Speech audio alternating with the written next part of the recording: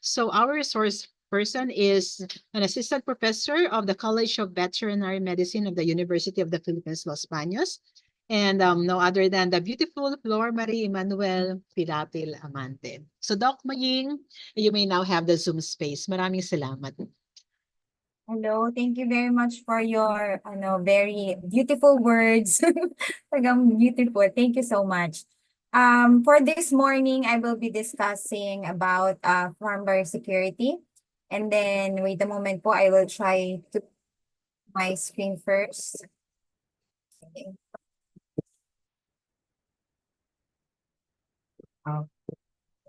Wait a moment po. Okay, so let's start here first in my title page. Okay, biosecurity and health planning for dairy farms. For the outline of this presentation, it will be divided into two parts, but actually the longest part of this whole lecture discussion. For the first defining and giving you the definitions of farm biosecurity, the biosecurity measures, the guidelines, okay? And then I will also be giving you examples of farm biosecurity, and then some general examples of how we also practice farm biosecurity. And in here, you will see some of the simple ones, and also I have already included some that are also being done by commercial farms. But please don't be intimidated kasi just they are not complicated. They can be also be practiced by okay, even you just have a small scale but the principle is the same. So pwede din niyo pong magawa ito. There will be like a lengthy part to be on the updates on farm biosecurity because these are the ones being imposed by the local government already. I am based here in Batangas, so the local government here is really very active, proactive in terms of farm biosecurity because we have a lot of farms here in this area, be it for cattle and also the other livestock animals. So meron talagang implementation of rigorous farm biosecurity and it's really being checked. So I would like to share this update. And towards the second part of this lecture discussion, I will also show you a list of the challenges that the farmers are facing in really having a sound farm biosecurity. And then from these challenges arising would be opportunities on how well we can also go around these challenges so that we can get something from it. And it will be concluded by giving you some key messages and then a list of the references used to prepare this lecture discussion. The objectives of this presentation is for you to define farm biosecurity and biosecurity measure, enumerate the different types of farm biosecurity, for you to identify several farm practices, for you to be abreast on the latest farm biosecurity practices, for you to know the challenges and opportunities on farm biosecurity, and for you to develop a biosecurity. To define as per Organization of Animal Health, farm biosecurity is a pool of practices that is designed to reduce the risk of introduction, establishment, and spread of animal diseases, infectious, or infestations to, from, and within an animal population. So these are a collective procedures, a collective set of procedures that will really keep the good things in and the bad things out.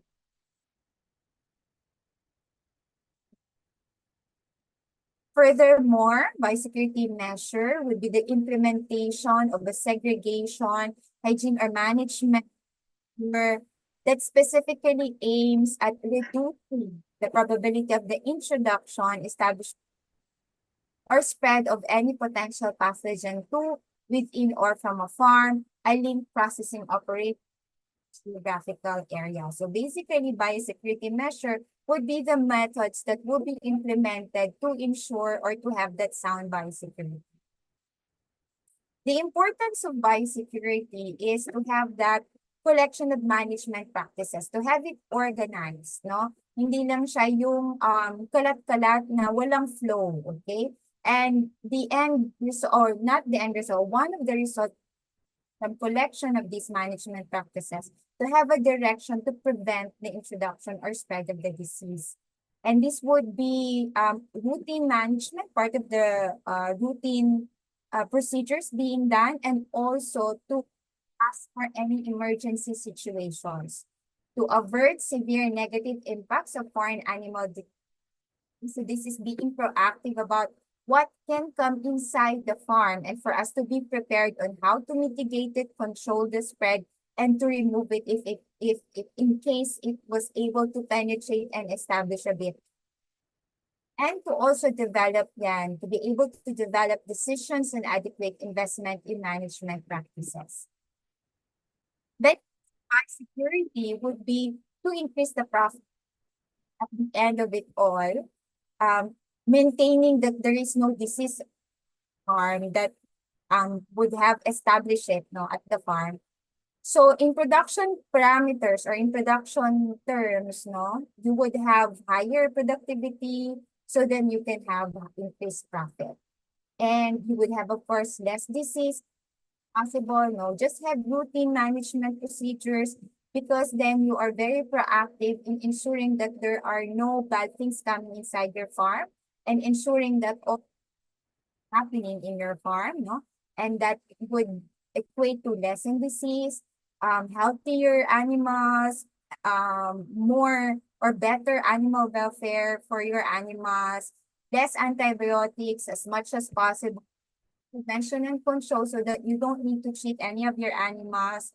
That would mean stronger or healthier animals, so stronger public opinion, because you are offering a product for human consumption that is a good quality. And with that, you are compliant to the local legislation. So because you are producing a good product, a healthy product for consumption of the populace. General concepts when we talk about farm biosecurity on the procedures or on the planning is risk assessment. And that is trying to identify which hazards can come in and trying to already develop a system that would really prevent that hazard from happening. And that would include identifying the sources of potential infection.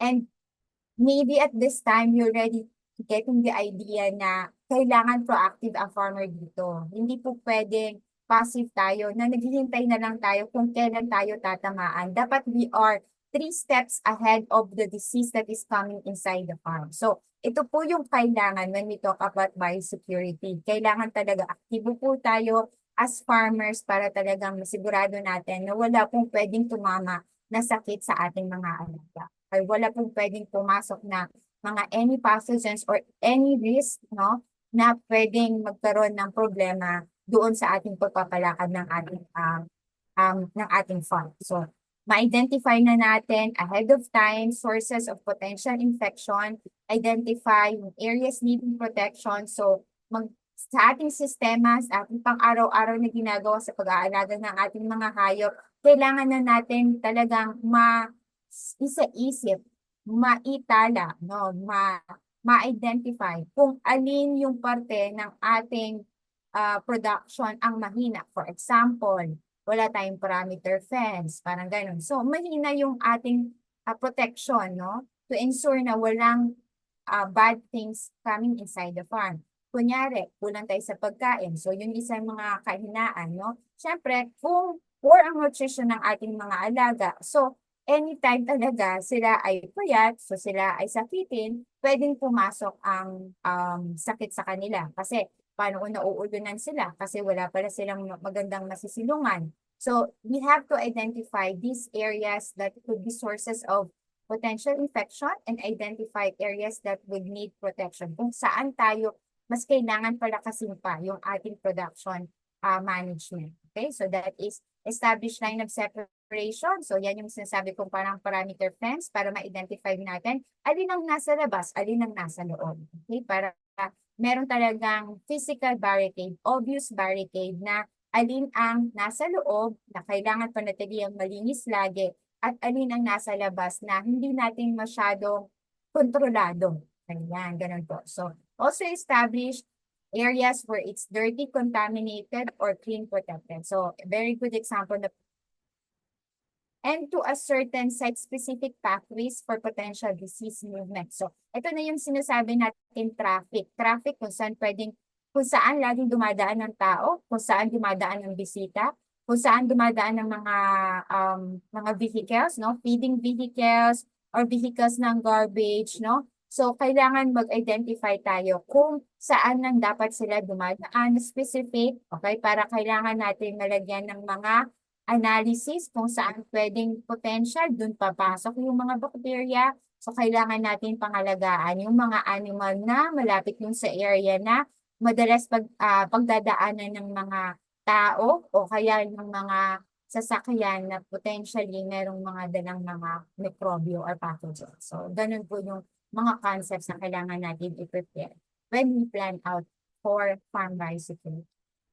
Furthermore, we prioritize biosecurity measures. So, maraming biosecurity measures and you will get that list later on. And this is not yet like the whole list in the entire world. Meron pa din na ginagawa ng iba na hindi na masyadong ginagawa sa atin sa mga bakahan.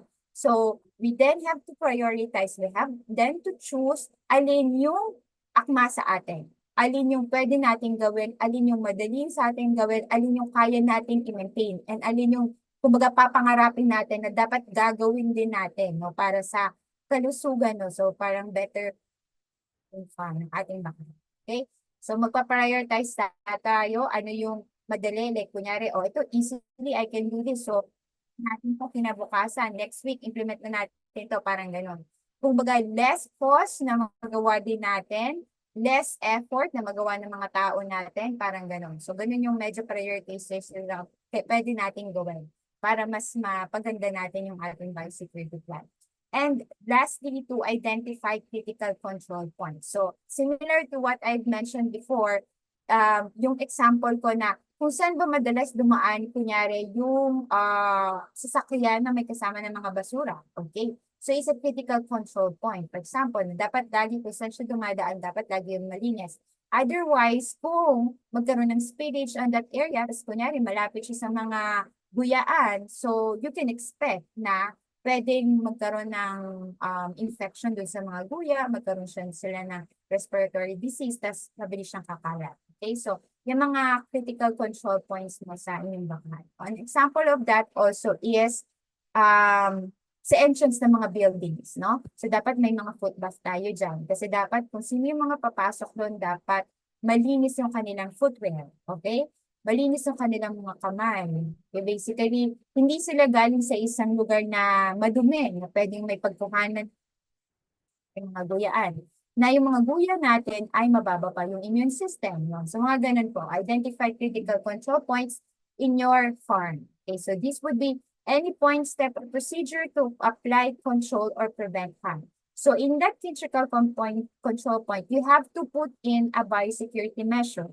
Like sa entrance ng farm, kailangan may footbath, kailangan may sanitary station. Okay? May alcohol ba doon o kaya may sanitizer, parang gano'n, no? So simply, medyo hindi masyadong mahal even for smallhold farms, and nagagawa na din po ito kahit sa smallhold farms sa mga nakikita ko, naglalagay ng footbath. Tapos naglalagay ng alcohol, no? Na pwedeng magamit na kahit mga bisita, mga ganun. So very important yan. It may seem as simple as it is, but it plays a very big lesson, no, to prevent, control, and lessen the spread of diseases. Okay, next bullet, prevent the transfer of a pathogen from entering or leaving. So maganda na yung example na binigay ko kanina. And lastly, involve people, supplies, equipment, vehicles, feeds, mortalities, animals, and animal products. So pag tayo po ay gumagawa ng biosecurity plan, hindi po involved, nagagawa lang si manager o si owner. Siya lang gumawa, no? Tapos papasunod din niya yung kanyang staff. ang mas maganda pong ano dyan, ang atake ay or strategy is kayo pong grupo ay sabay-sabay po kayo magpaplano. Kasi maganda po na isasama nyo sa inyong pagpaplano yung inyo pang ibang mga kasama o mga tauhan. Kasi meron silang ibibigay feedback sa inyo na kaya kunyari, boss, medyo mahirap po yan, ganyan-ganyan. So, pwede mo na din mai-adjust kung ano yung kailangan mong i-adjust dun sa pagpaplano nyo ng biosecurity plan. Okay? Tapos, kung kunyari, napapansin mo na parang puro alibay lang ito si tauhan, mai-explain mo na din sa kanya. So ito na din yung parang paraan para bigay nyo talaga yung kahalagahan ng pagpapatupad ng farm security dun sa inyong bakahan. May explain nyo na kailangan kasi natin ito kasi ganito, ganito, ganito. So naging maganda na siyang avenue para mapag-usapan nyo to para magkaroon ng better compliance din po dun sa mga tao na sila kasi mismo yung gagawa nito. Kaya kailangan maintindihan talaga nila ng lubusan para tuloy-tuloy po yung paggawa nila. Kasi pag hindi po talaga nila, di ba, naiintindihan kung bakit nila kailangan yung gawin, maya't maya niyan, mawawalan sila ng gana ng paggawa noon, ng pag-identify ng, ay conduct ng biosecurity measure. Kaya pwedeng pumalya and then pasukan ulit kayo ng pathogen or ng sakit. Okay? Okay, next, guidelines of biosecurity. So number 1, ito na yung medyo mas specific na pwede niyong gawin dun sa inyong bakahan. Kailangan natin ihiwalay kung sino yung may sakit at walang sakit. At importante ay meron tayong isang magaling o kaya tinitrain po natin at para identify mo. Siya yung magsasabi na, medyo itong buya natin, sinisipon-sipon siya. Medyo may matamlayin, linalagnat, hindi kumakain. At kailangan na niyang ihiwalay. So, ito ang isa sa mga challenge na nakikita ko sa mga farm na iniikutan ko. Ma-identify ng nag-aalaga. Kaya lang, wala siyang paglilipatan. So, kailangan sa pagpaplano niyo meron talaga kayong i-allocate na area na paglilipatan na kung sakaling merong mga hayop na posibleng may sakit. Walay. Okay? So, isa po yan sa magandang plano. Kaya, kumbaga isipin nyo, isip ng andaling gawin na ilipat. Kaya lang, kailangan meron kaakibat na infrastructure para magawa yung napakasimpleng step. Okay? Kailangan may lipatan. Kaya kailangan meron po kayong italaga na lugar na mas maganda talaga kung saan yung main bar nyo ay hiwalay siya sa kung saan yung tinatawag natin na isolation pen o hospital pen o hospital barn o ganyan o hospital enclosure ganyan. No, dun yung mga posibleng may sakit. Okay? Para hindi na po kumalat. Otherwise, pagkatabi lang talaga siya, mahirap. Kasi lalo na kung sipon, airborne siya, o di ba? Sa hangin, malilipat, parang ganyan. So, mahirap talaga po na i-control at i-treat, no? At i-prevent yung mga ganyang klase ng mga sakit kung wala din, kulang din yung paglilipatan. So, important yon. So, itong isang management procedure na ginagawa din, all-in, all-out system, kung meron tayong mga guya na grupo silang pinanganak, magkakabatch sila, dapat alagaan natin sila ng maayos para pag sila ay winalay, magkakapareho ang timbang, ang pagkabilog. Kumbaga walang stunted, walang may iwan na maliit. Para ma-practice natin yung all-in, all-out system na ang pag-promote sa kanila dun sa grower stage, sabay-sabay din sila. Wala ding maiiwan. Okay? So, yun ang isa. Tapos, ang ideal talaga niyan, kung merong pagkakataon na malinisan natin yung lugar kung saan pinanggalingan yung mga na-promote na mga guya, ay yun talaga ay kailangan natin gawin. So, linis, tapos 7 days po na hindi mo nagagamitin bago tayo maglagay ng mga animals. So, nakikita nyo po, na meron kayong extra na kulungan. Okay? Para makakapagpaikot kayo. Otherwise, mahirap po talaga itong gawin. Kaya pag kayo ay gagawa ng inyong mga bakahan, kahit po yan maliit, dapat talaga plano nyo po, no? Going forward, kasi syempre, pag kumuha kayo ng baka, mga anak po yan, isa, o kaya, swerte kung nakapagdalawa siya. O tapos, papalakahin nyo. Tapos, kadalasan naman po niyan, para hindi naman po, kumbaga, ma-maximize po yung oras, dalawang inahin, parang ganon. Ipagsasabay nyo na yung pag-aalaga. So, kailangan po talaga meron din kayong mga space na yun. Okay? Aside from the fact na mag-aalat talaga kayo ng isang lugar na kung saan din sila kakain. Kailangan, pero ibang ano naman po yun, usapin naman po yun. Okay? So, yung working lines, yun po yung nabanggit ko din kung saan dumadaan yung tao, kung saan dumadaan yung mga kahit karmatilya na pinaglalagyan ng mga pagkain. Kasi yung karmatilya, nagta-travel siya. Hindi lang siya basta doon nakaloob sa barn. Lalabas siya kasi kukuha siya ng pagkain. Paano kung doon sa labas, medyo madumi? Di may naipasok siya ng mga mikrobyo papunta kung saan natutulog yung ating mga baka. Di ba po? So yun ang mga kailangan ma-identify po natin. Tapos yan yung So itong figure 1, pinapakita lang po dito kung paano na inilipat yung isang klase ng sakit, the bovine viral diarrhea. So virus ito. So mas mahirap ito gamutin kasi bilang isang virus, wala pong gamot siya sa ngayon. And then, tinitingnan lang natin kung ano yung pwedeng maging mga sintomas ng mga pasyente at ginagamot according to dun sa symptoms na pinapakita niya. So for example, kung siya ay nagtatae, edi magbibigay tayo ng anti-diarrhea, no? Pero wala talagang antiviral treatment para dito hanggang ngayon.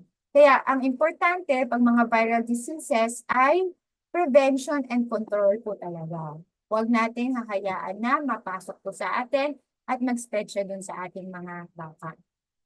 Ang mahirap kasi sa bovine viral diarrhea, kahit sinasabing diarrhea siya, ay hindi lang siya sa digestive system. Meron siya sa respiratory system, meron din siya sa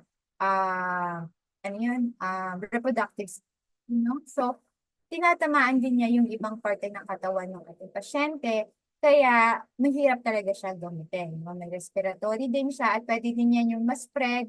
Hindi lang kain yung ibang baka ng kanyang poops, no? Na-contaminate kunyari yung pagkain. Kasi kung kunyari dun din siya humihiga, tapos merong tae, parang gano'n.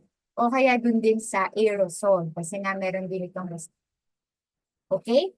At pag tayo, importante sa pagpaplano din ng biosecurity is panatilihing hindi sila sikip sa kanilang pinutulugan, sa kanilang bahay. Otherwise, dyan po ang pagkakaroon ng pag-ipon ng ihi, pag-ipon ng dumi ng ating mga baka, at doon na po nagsisimula kasi tataas po yung ammonia at mas magkakasakit po respiratory ang mga guya at kahit po yung mga malalaki kung sobrang mamalala at hindi po nalilinisan ng maayos yung kanilang kulungan, yan po ang isa sa mga common factor kung bakit nagkakaroon ng respiratory diseases ang ating mga alaga. Aside from that, pwedeng makontamina nga yung pagkain nila at pag nakain din nila yung poops ng ibang baka na meron ng sakit, magkakaroon din sila. So, makakawaan, no?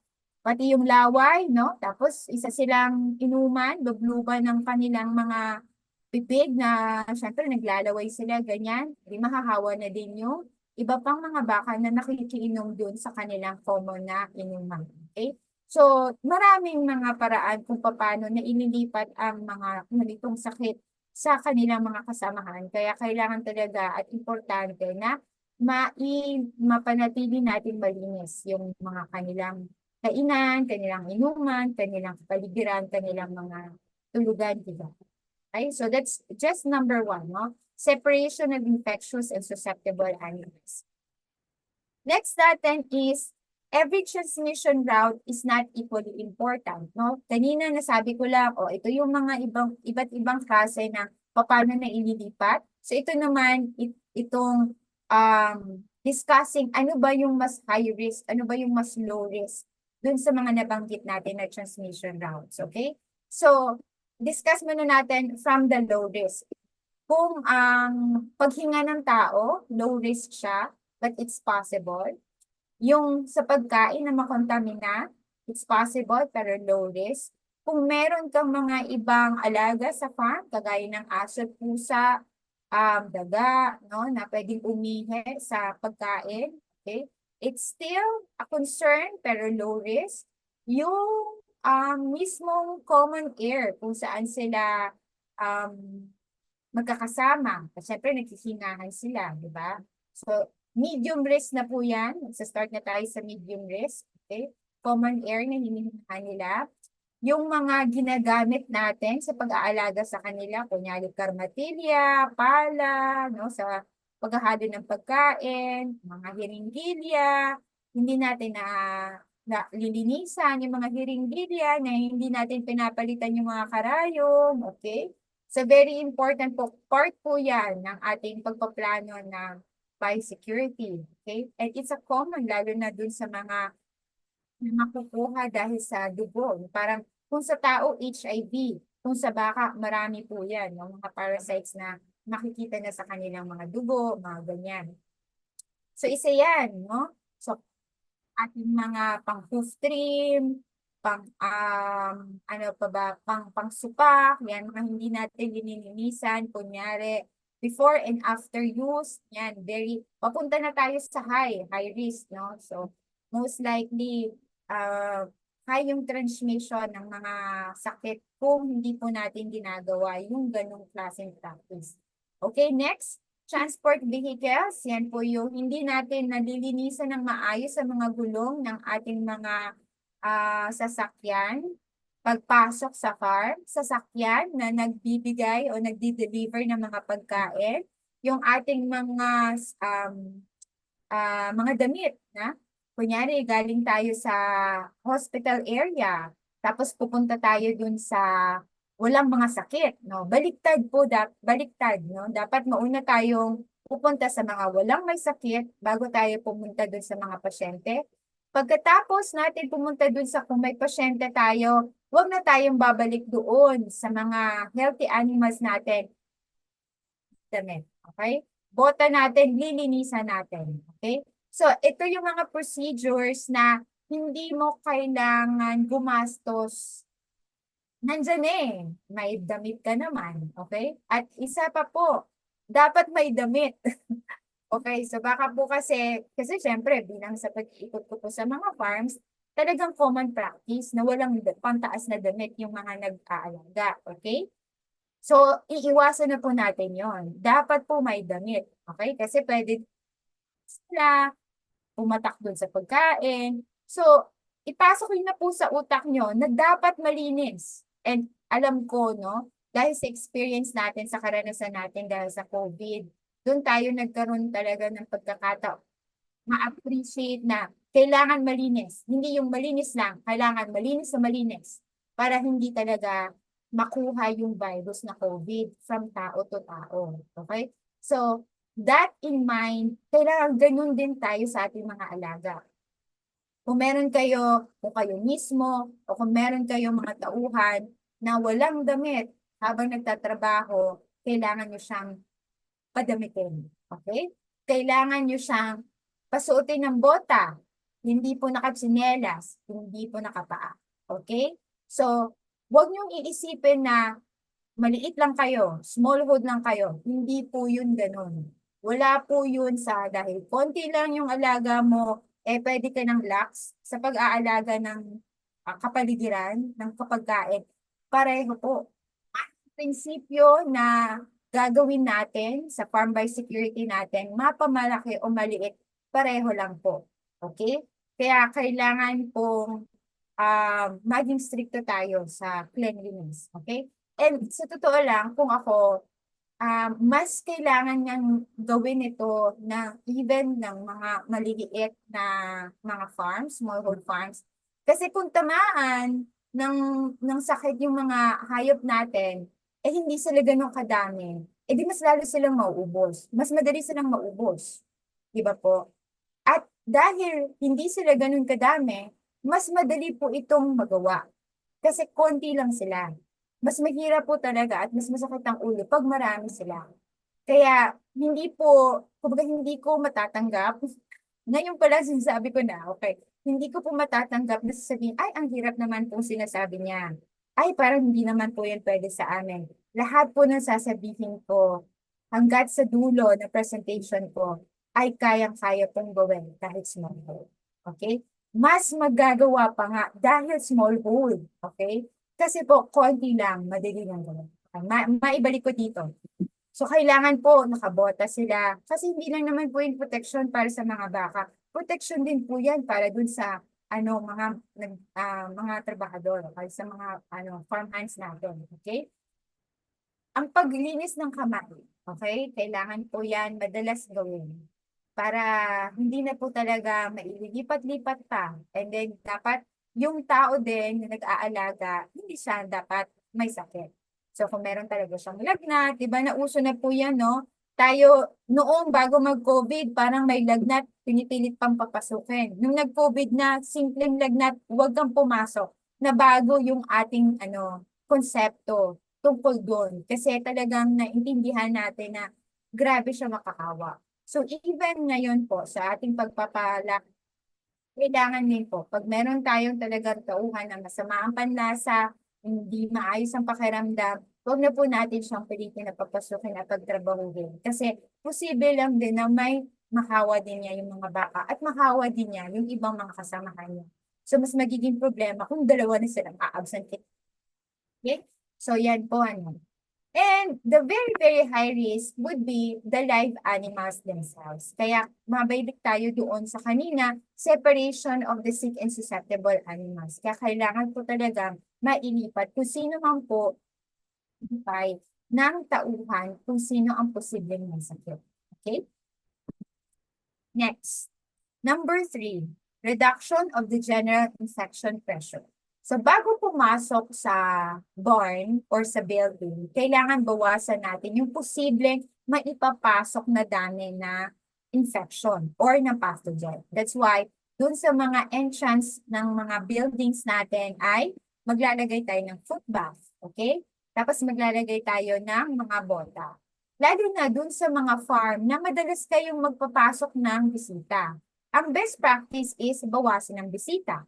Pero kung hindi mo talaga kaya na hindi magpapasok ng bisita, kasi kunyari, madalas ka magbenta ng mga lalaking guya, so kailangan din na pumunta yung mga titingin para bumili.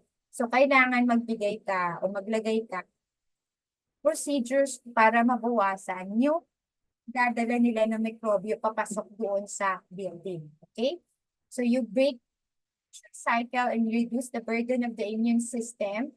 Otherwise, kung wala kang mga ganitong foot bath o wala kang i-assign na mga extra boots para pwedeng gamitin nila papasok dun sa gusali para makita yung mga animals mo for sale, challenge mo ngayon yung mga guya mo na, kailangan matatag yung guya mo kasi lagi ka nagpapapasok ng mga posibleng mikrobyo. So, yun. Ni-increase mo yung burden ng immune system ng mga guya mo. So, kailangan tulungan mo sila. Kasi posible, biglang bumaba din kasi kunyari, bumagyo, sobra silang So, hindi mo kasi makokontrol yan eh. Control. Kaya, ito yung mga bagay na pwede mong gawa ng paraan para tulungan sila na hindi sila pressure dun sa kanilang immune system. So, cleaning. Gaano ba kadalas maglinis? Depende sa lugar, okay? Ang magandang practice po sa mga guyaan ay maganda po talaga ay twice a day. So, isa sa umaga, kasi kakain po sila ng pang-umaga, pang-hapon, kasi di ba, aside from kumakain na sila ng mga damo, o pailan-ilan ng mga concentrates, kadalasan dumadede sila. So, ito talaga kailangan mo ng tao na pupunta para patide yung kanilang ididede. That time, yan po yung madalas silang dumumi. So, kailangan po talagang malinis na maayos kasi very prone sila into respiratory diseases. Yung ligar nila dapat maganda yung flow ng hangin. Okay? So, ilalagay niyo po siya, mahangin siya para kung sakali man na pala na makasabay sa paglinis, na kailangan ng paglinis ng kanilang lugar, at least yung ammonia build up, medyo mababawasan kasi kung malakas yung daloy ng hangin. Kung sakasakalin man sa mga lugar na malakas ang daloy ng hangin, masyado namang mahangin, yun kailangan maglagay ng lona o trapal para medyo mabawasan yung pagpasok ng hangin para hindi sila masyadong lumigin. Okay? Pero basically, yan po yung general advice at least once a day. Lalo na kung hindi naman sila ganun kadami. Kaya naman. Maluwag yung silang guya, kaya po yung once a day. But definitely, ang pinaka-best practice is twice. Disinfection and empty period, ibig sabihin, dapat po once a week, meron talagang disinfection na nangyayari. Magagawa nito 2 options. Kung makakabili kayo ng disinfectant na medyo may pagkamahalan kasi siya, na pwedeng gamitin na nandun lang yung guya sa loob, hindi sila kailangan palabasin. Yun ang kung wala kang paglilipatan. Meron kang paglilipatan, lalo na kung batch by batch naman yung mga guya na pinapalaki, di pwede kang mag-practice ng empty period. 7 days na walang laman yung kulungan ng mga guya para merong enough time na mag-act-upan yung disinfectant na ginamit mo for 7 para malinis na malinis siya bago mo palagyan ng another batch. Okay? Another batch ng mga guya. And another is vaccination. Dito po sa Pilipinas, hindi po masyadong nababakunahan ang mga baka. Okay? Meron tayong 2 bakuna na sa ating mga baka na highly available. Number 1 is yung hemorrhagic septicemia na bakuna. Commercially available kasi sa ngayon, ang pagkakaalam ko, hindi pa ulit nagpo-produce ang ating government laboratory ng Hemocep vaccine. So dati po ginagawa nila, tumigil kasi nag-renovate. Ngayon po wala pa akong balita kung nag-resume na sila. Pero para malaman niyo po kung may available, kasi yung po, ay pwede po siyang makuha ng libre. Pero kayo po ay punta na lang sa inyong LGU. Po ang dapat kukuha ng resources ng bakuna para po mabakunahan ng baka nyo. Libre po ito. Okay? Kung na wala yung programa na gano'n ng LGU nyo, nakakalungkot man, meron commercially available na bakuna. Ito pong bakuna nito ay para sa akin talaga kailangan ibigay kasi itong hemorrhagic septicemia ay matagal na pong nandito sa Pilipinas, nandyan lang po yan at naghahanap lang po yan ng pagkakataon kung kailan bumaba ang immune system ng ating mga alaga, dun siya aatake. Okay? Pangalawa is yung bakuna na against sa tetanus, sa diarrhea, gano'n. Meron po kasi yan na commercially available.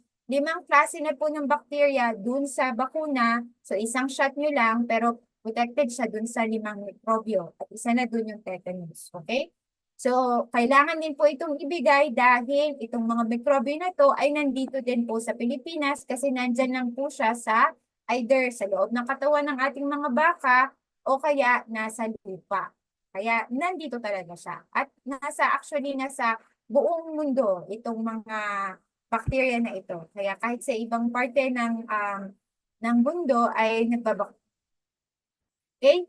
So ito pong pagbabakuna ay hindi po hindi pa po siya widespread. Pero kailangan po talagang gawin. Okay? Yun talaga yung general advice ko.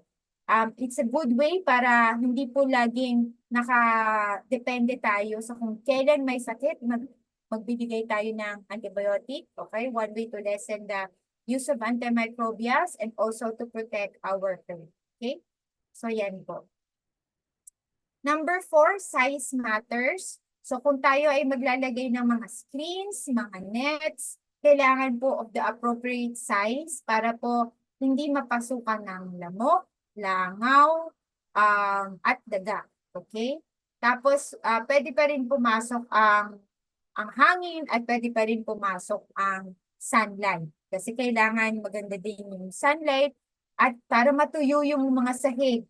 Okay? Otherwise po, pag lagi po kasing basa, Diyan na po gusto na pumasok ng mga langaw, diyan na din po pumapasok yung ammonia build-up. Kaya kailangan natutuyo din po sila.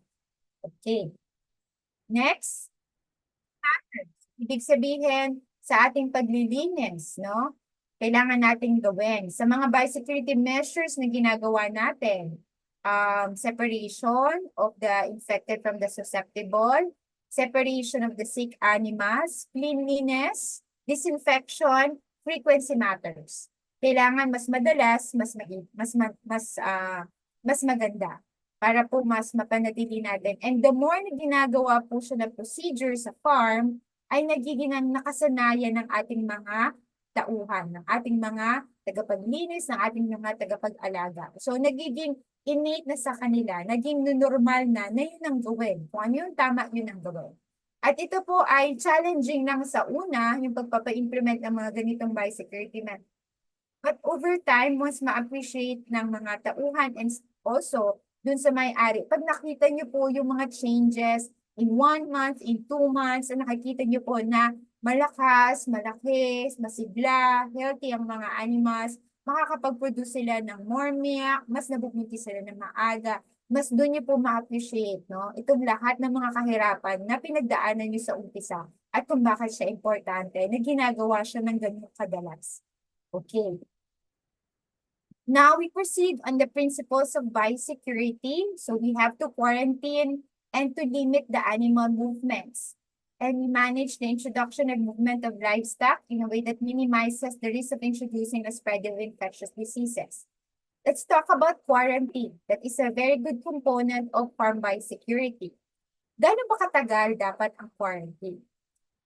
Sa libro, dapat 60 days talaga. At yun din ang pinapatupad ng ating government, ng ating gobyerno. Pag meron tayong bagong dating na animals o pag meron tayong may sakit na mga hayop, kailangan natin silang i-quarantine o ihiwalay ng pansamantala dun sa ating main group o sa ating herd, okay? Or flock. Kasi sabihin man natin, dairy goats, no?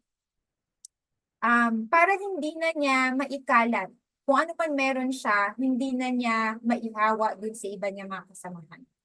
At bakit 60 days? Kasi dun lalabas, usually in 7 to 21 days, dun lalabas yung mga sintomas kung ano man meron siya.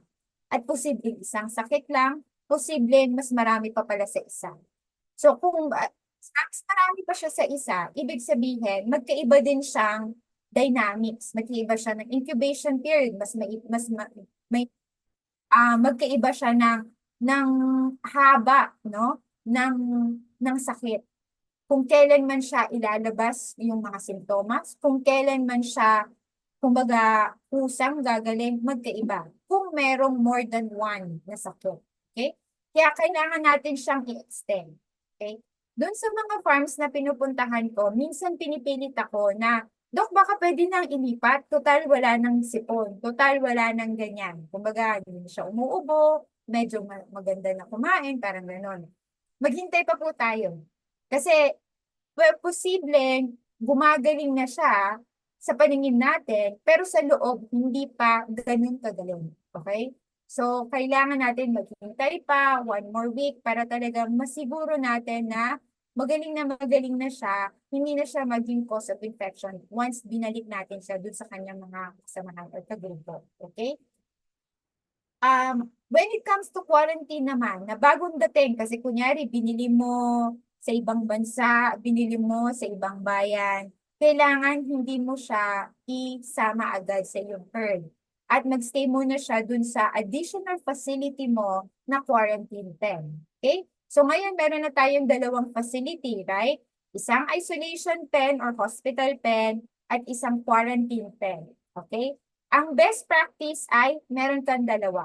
Hindi to kailangan malaki. Hindi siya kasing laki ng main barn mo kasi ito ay only supplemental, auxiliary, or additional infrastructure mo. Okay?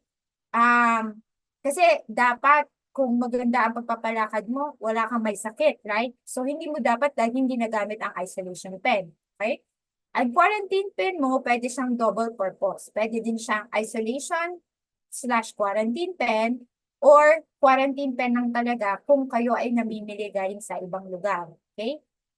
Pero sabi ko nga po, para lang ready kayo sa future, paano kung meron kayong may sakit na animal, may sakit na baka o buya, tapos meron din kayong parating na mga baka, so dapat dalawa talaga yung supplementary na pens nyo para hindi po sila magkahalo-halo. Yung may sakit tapos yung bagong bago. Okay? So itong mga hayop, kailangan hindi sila lumalabas. Nandun lang sila sa quarantine mo for 60 days. So, yun ang pinakamahaba. Okay? Pero, meron din talaga dyan na nagpapatupad na 30 days lang pwede mo nang ilipat. Lalo na kung doon sa wala naman napakita na problema. Kasi doon sa pinanggalingan niya, doon na siya nag-undergo ng test. Negative naman siya sa kung ano mga test na kailangan niyang pagdaanan. Tapos doon sa pagdating sa'yo, wala problema, hindi naman sinipon sa biyahe. Medyo okay naman siya. Okay? So, yung ibang farms, namimilit, sasabihin, pwede po bang 30 days lang yung quarantine period natin? So, again, hindi po ako pumapayag sa 30 days. Shortest po na quarantine period na pumapayag ako is 45 days. Okay? Kasi doon po sa 5 days na yon, doon ginagawa yung iba pang mga tests na hindi ginawa kung saan siya nanggaling. Tapos, minsan, pagdating sa farm, doon pa lang sila nasa-stress. Kasi doon sila naninibago sa bago nilang lugar, naninibago sila sa bagong klima, naninibago sila sa bagong. Okay? So, doon sila nasa-stress pa. At doon posibleng meron pala silang infection sa loob o kaya sakit sa loob. Doon siya mas lumalaganap pa. At doon sa 30 days, may mga pagkakataon na hindi pa siya lalabas. Pero sa 45 days, most likely, pwedeng lumabas siya. Kumaga, kaya kailangan mas matagal talaga kung ako talaga yung tatanungin.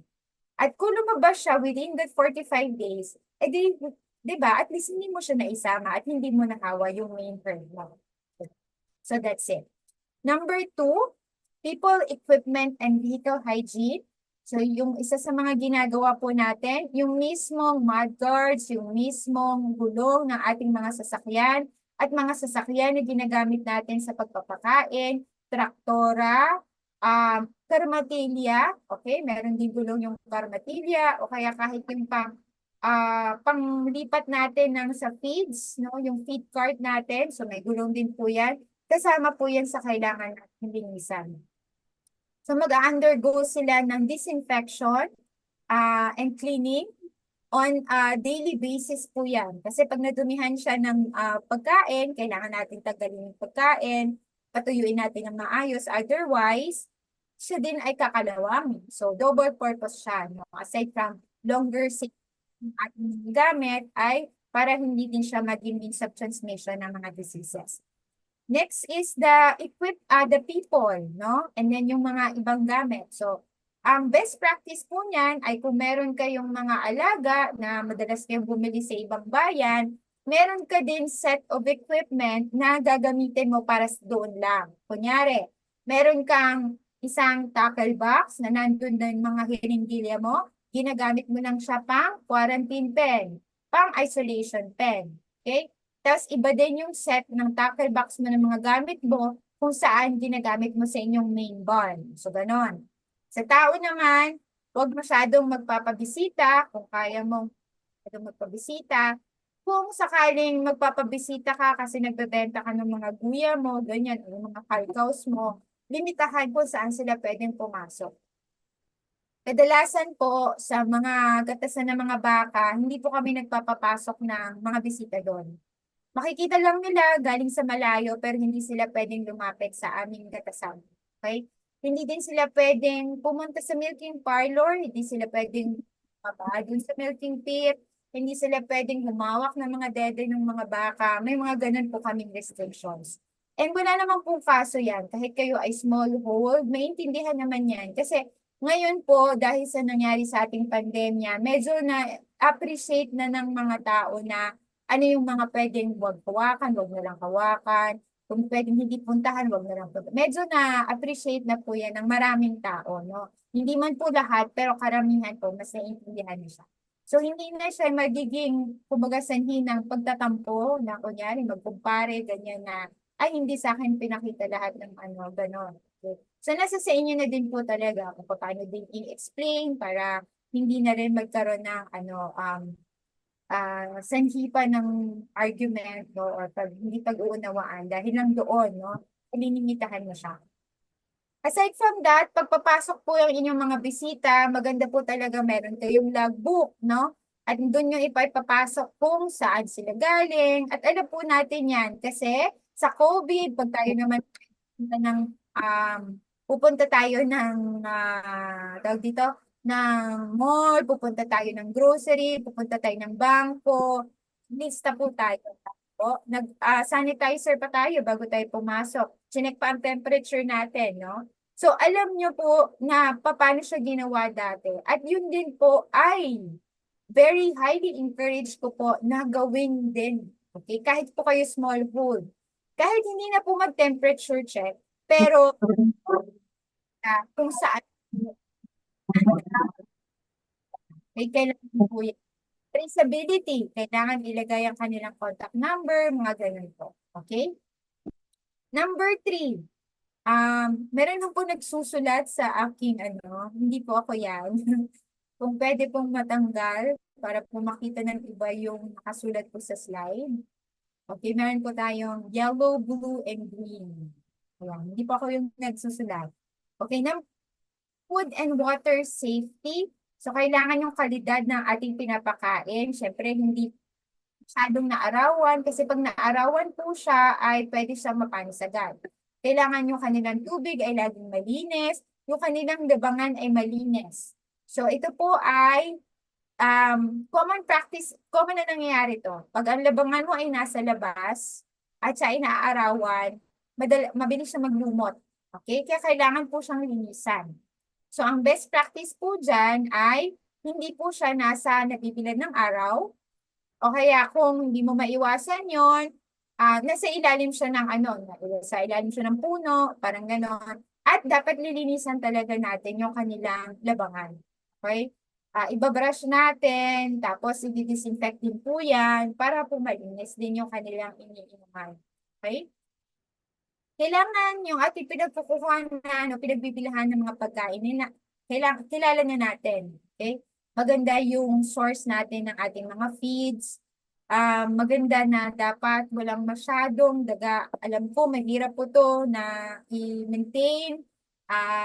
Ang isa pong strategy para mabawasan yung daga ay dapat po yung barn ay medyo malayo siya hindi siya dikit na dikit sa mga puno. Tapos, kung maglalagay man po tayo ng net, okay, para hindi nga po mapasukan ng mga mababait, ayan, so malayo, hindi siya, tapos wala po tayong iniiwan ng mga pagkain. Kaya pagka natapos na kumain yung mga baka, kailangan talaga natin siyang kailangan linisin. Kasi kung may natitira doon, nandyan po ang langaw, nandyan din po ang mga mapabait. Okay? So, kailangan po natin i-safeguard yung pagkain at tubig ng ating mga baka. Okay? Next. So, yung animal health management natin, surveillance and reporting. So, para ma-prevent po natin ang animal diseases, we have to do the appropriate vaccination programs. At nabanggit ko na po yan, and regular monitoring of disease and immediately reporting outbreaks of TADs. So, yan po yung ating mga transmissible animal diseases. Transboundary. So, ang regular monitoring of disease, ang isa na po sa simple ay mismong kayo, may-ari, o kaya yung supervisor nyo, o kung sino yung head sa inyong mga tauhan, ay siya po ay araw-araw, isa sa umaga, isa sa hapon, ay maglilipot para lang po obserbahan ang inyong mga alaga. Kasi doon po makikita ay matamlayin. Pag matamlayin, kadalasan sila ay may lagnat. So pagka matamlayin, lalapitan, ita-temperature check. Okay? Number 1 na kagamitan na kailangan kahit po kayo ay smallhold thermometer.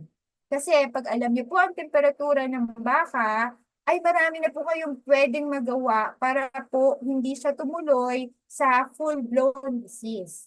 Very important. Hindi nyo kailangan ng veterinaryo, hindi nyo kailangan ng paravet, kayo mismo, pwede nyong gawin at pwede nyong malaman. Okay? Ang mataas po na temperature ng baka ay 39.5 pataas. Yan na po yung may lagnat. Okay? Para po sa kanila.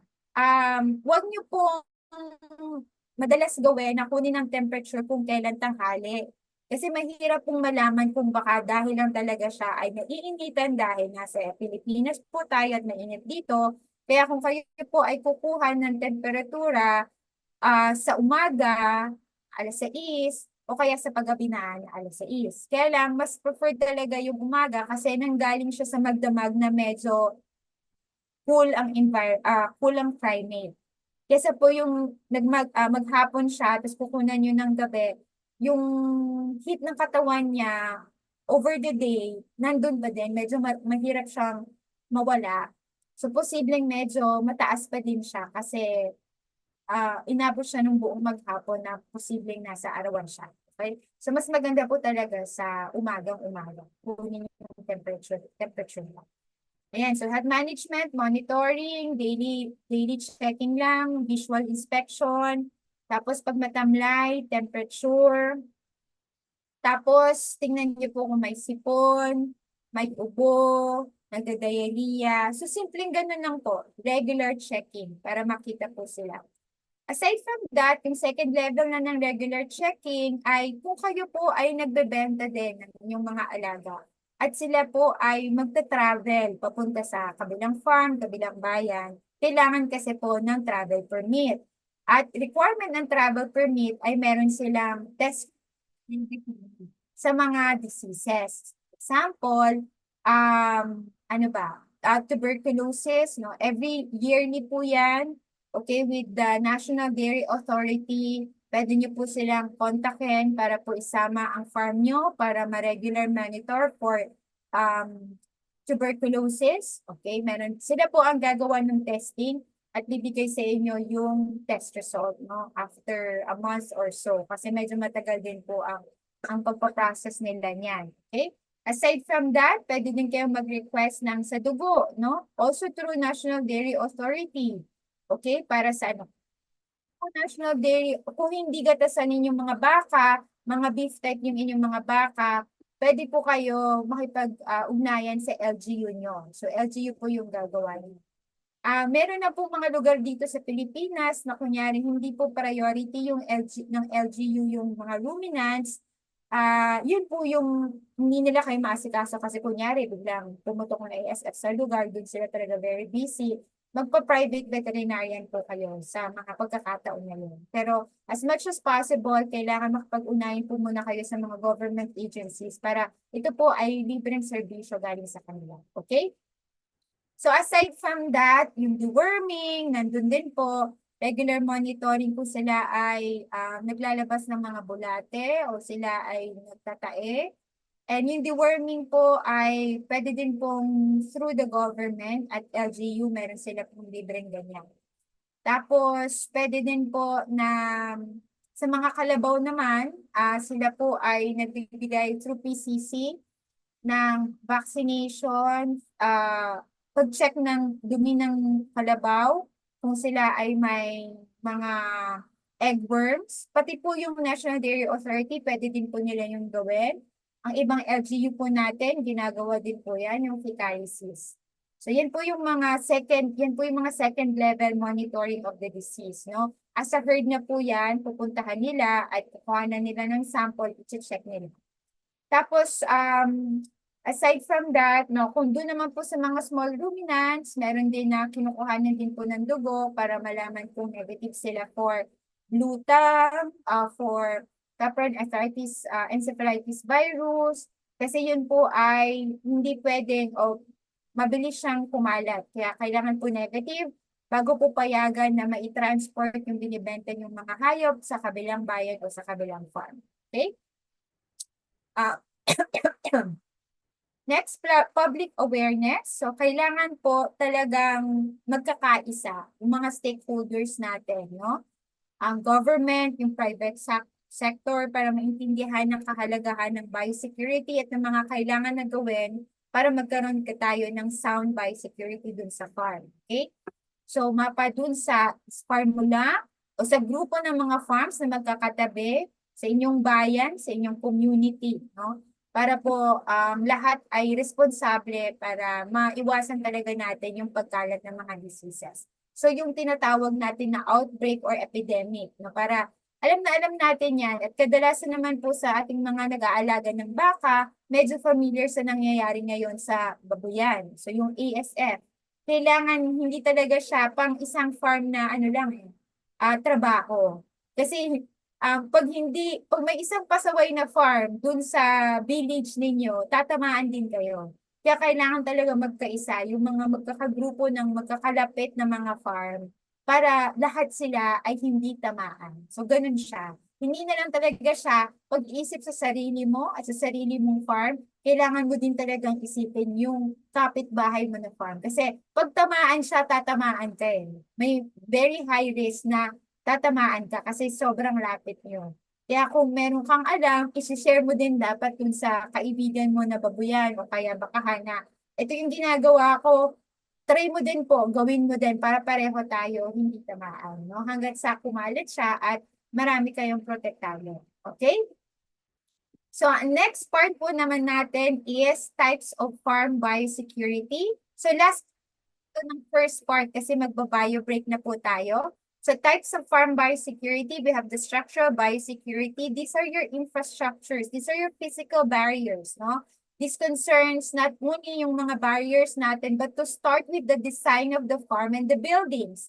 So bago po kayo mag-expand, kailangan pagplanuhan siya ng maayos kung saan magandang ilagay ang magiging isolation pen nyo, kung saan magandang ilagay ang magiging quarantine pen nyo. At hindi din siya dapat magkadikit. Dapat may appropriate space between them, at least 100 meters between the main barn, okay? And alam ko po, medyo limitado tayo sa space bilang smallhold tayo, posible ang katabi na natin, kapitbahay na siya na bahay o kaya another farm, kung anumang klaseng animal na meron siya doon. So, at least 100 meters. Pero, hindi po siya dapat dikit na dikit dun sa main farm. Okay? At dapat din po yung flow, pagplanuhan din po siya, sinong mauuna na pupuntahan, magkakaroon ng papapakainin. Tapos, hindi dapat pabalik-balik yung tao para sa buong maghapon, marami siyang magawa. So, dapat proactive talaga tayo. Papagplanuhan natin siya bago natin i-construct yung magiging additional fence po natin. Okay? At ang paggagawa ng fence ay pagplanuhan din ng maayos. Kunyari yung klibe ng mga flooring, maganda para walang naiipon ng mga tubig pagkatapos linisan. Kasi pag may mga naiipon na tubig, hindi siya matutuyo agad, yun ang paboritong lugar ng mga langaw at mga lamok. Okay? So kaya kailangan maganda yung klibe with degree of angle of 2%, at least 2% sa klibe ng ating mga flooring.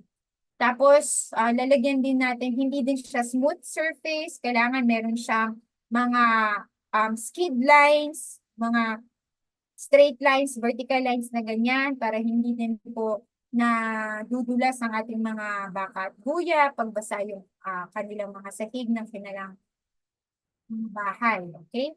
So, regular maintenance na also ng mga gates and fences. So, anong type of fencing ba ang gagamitin? Ideally, wag po yung barbed wire kasi prone to trauma po yan kasi masasabit sila pag sila'y nagbubungguan. Meron po dyan mabubulit at makukorner sa isang lugar. So, paano kung nandun siya sa puro may mga barbed wires, edi madami na siyang sugat. Ganyan. At kasama din po dyan sa structural biosecurity is ang paglagay po ng mga signages. At yan po ay, number 1, kailangan sa gate nyo po, ilagay nyo na kayo ay farm. At kailangan meron kayong pangalan sa inyong farm. Okay? Alam naman po natin dito sa atin, hindi lahat ng farm ay registered pa sa ating Bureau of Animal Industry. Pero ini-encourage po natin yan. Okay? Bakit po natin ini-encourage na dapat registered? Kasi po, pag kayo ay registered, kayo po ay priority na mabigyan ng tulong ng government. Okay? So, yan po ang isang encouragement level na ginagawa ng LGU. Pag registered kayo sa LGU o kaya sa BAI, kayo ang priority pag sila ay mga programa or pag may incentive kumpara dun sa hindi registered. So, part ng pag-register nyo ay mayroon kayong pangalan para identified po ng mga taong tagalabas ano ang meron nasa loob. Kaya hindi sila pwedeng basta-basta pumasok, may mga ganon. So, part po yan ng procedures nyo. Ang farm level 1 by security that will be explained a little later.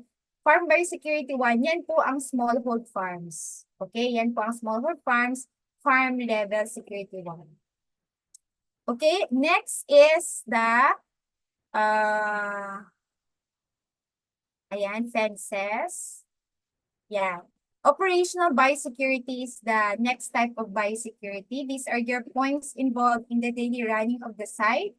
So, yun na yung mga procedures na binigay ko kanina. Yan na po yung operational biosecurity. Mga biosecurity measures nyo. Biological biosecurity measures, yan na po yung human traffic, yan na po yung workflow ng yung mga vehicles. Chemical biosecurity measures, yan na po yung paglagay ng mga disinfectant sa footbath and also paglinis ng mga kulungan ng ating mga alaga. Okay, furthermore, ang location ng ating farm, yan ang part ng biosecurity measures na dapat malayo sila sa ibang farm. Yan yung ideal setup. Hindi ka magkadikit sa pangbakahan. Pero that may be a problem. So kung yun ay concern sa sitwasyon nyo po, di kailangan maganda ang reinforcement nyo yung structural biosecurity, which is yung gate nyo, yung mga perimeter fence nyo, at kasama dyan yung pagpapapasok nyo po ng tao. So that's your traffic control.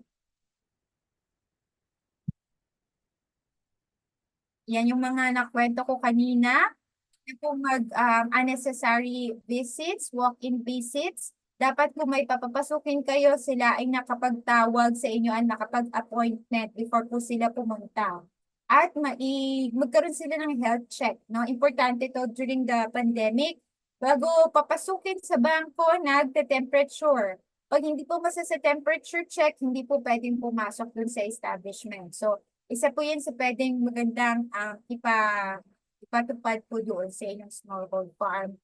Appointment system, morning visits only, ibig sabihin po nito, kasi kadalasan, pag sa umaga, kayo ang unang pinuntahan. So wala siyang ibang pinuntahan na farm na posibleng pagkuhanan ng mikrobyo.